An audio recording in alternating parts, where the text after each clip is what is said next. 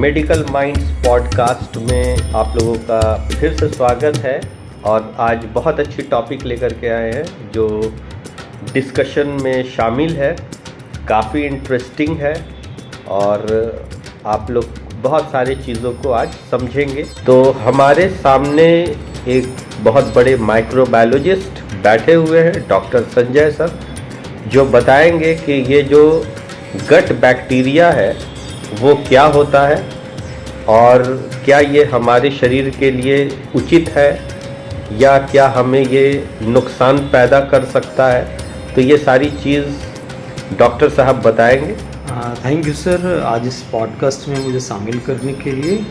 Gut bacteria जो होता है, एक्चुअली इसको गट माइक्रोब्स कहते हैं। गट माइक्रोब्स में जितने भी माइक्रो ऑर्गेनिज्म आपके बॉडी के लिए बेनिफिशियल होते हैं उन सबको हम लोग गट माइक्रो ऑर्गेनिज्म कहते हैं। इसमें बैक्टीरिया होता है, वायरस होता है, फंजाई होता है।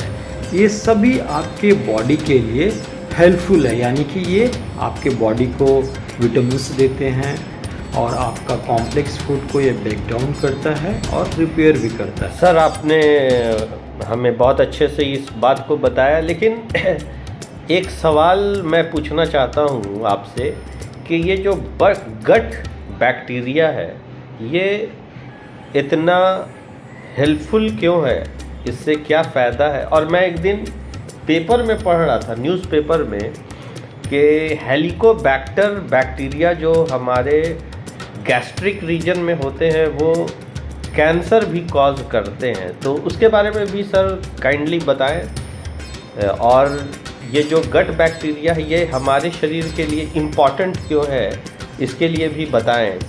और क्या हेलिकोबैक्टर बैक्टीरिया भी बेनिफिशियल है और कितना % बेनिफिशियल है, और क्या ऐसा होता है कि हमारे लिए नुकसान पैदा कर सकता है। जैसे कि आप जान रहे थे कि एच पैलोरी जो है वो आपके इंटेस्टाइन में पेप्टिक अल्सर, कैंसर और गैस्ट्राइटिस के लिए रिस्पॉन्सिबल है।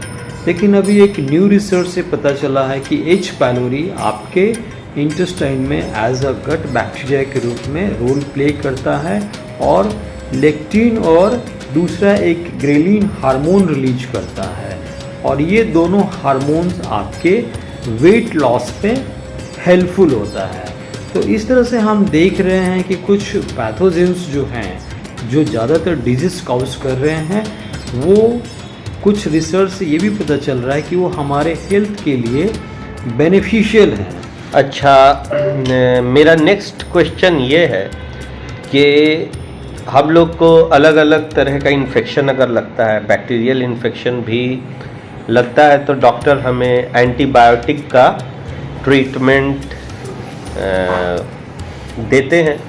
तो क्या ये एंटीबायोटिक कहीं ना कहीं गट के यूज़फुल बैक्टीरिया को भी मार देता है क्या, और उसका इन्फ्लुएंस हमारे डाइजेशन पर या हमारे बॉडी पर क्या होता है, इसके बारे में काइंडली बताएं। हाँ, ये बिल्कुल सही है कि जब आप एंटीबायोटिक्स लेते हैं तो आपके इंटेस्टाइन में जो नॉर्मल फ्लोरा है वो एंटीबायोटिक्स की वजह से इनहिबिट कर जाता है। यानी कि आपने एंटीबायोटिक्स जो लिया है वो पैथोजेनिक्स माइक्रोब्स को किल करने के लिए लिया है, लेकिन ऐसा तो नहीं है कि जो नॉर्मल बैक्टीरिया आपके इंटेस्टाइन में गट बैक्टीरिया के रूप में आपके हेल्थ को मेंटेन कर रहा है उसको वो बाईपास करेगा, ऐसा तो नहीं है। तो जैसे ही आप एंटीबायोटिक्स लेते हैं तो हमारा नॉर्मल फ्लोरा भी डैमेज होता है। और इससे बचने के लिए आपको सप्लीमेंट के तौर पे जैसे विजिलैक, कोई भी जब एंटीबायोटिक्स आप लें तो विजिलैक्स आप ले लें, ताकि जो बैक्टीरिया किल हो रहा है उसका लेवल मेंटेन करें हम एज अ सप्लीमेंट के रूप में। या तो फिर आप कर्ड भी ले सकते हैं ऊपर से, जैसे अगर आपका एंटीबायोटिक्स आप ले रहे हैं तो कर्ड ले लीजिए, उसमें भी लैक्टोबैसिलस है। तो इस तरह से हम नॉर्मल फ्लोरा को मेंटेन कर सकते हैं बाहर से सप्लीमेंट लेने के बाद। तो ये क्वाइट नेचुरल है कि जब आप एंटीबायोटिक्स लेंगे तो आपका जो नॉर्मल फ्लोरा है वो डाउन होता है। और इसी वजह से कि आप देखेंगे कि एंटीबायोटिक्स लेने के बाद आपको ज़्यादातर केसेस में गैस्ट्राइटिस होने लगता है, गैस बनने लगता है। इसीलिए एंटीबायोटिक्स के साथ साथ आपको मेडिसिन के रूप में गैस की दवा भी दी जाती है। बहुत बहुत धन्यवाद सर, और इससे बहुत अच्छी जानकारी मिली कि जो गट के माइक्रो ऑर्गेनिज्म हैं वो हमारे लिए यूज़फुल है, और हमें हमेशा बैक्टीरिया के नाम से डरना नहीं है। ठीक है, कुछ बैक्टीरिया हमारे साथ ही रहते हैं और हम जब तक अलाइव हैं उनका हेल्प भी लेते हैं। इसको हम लोग एक हिडन ऑर्गन भी समझ सकते हैं, यानी कि है तो हमारे बॉडी के अंग तो नहीं है, लेकिन हमारे लिए ये हेल्पफुल है और हमें बहुत सहायता करते हैं। तो इसके साथ ही बहुत बहुत धन्यवाद।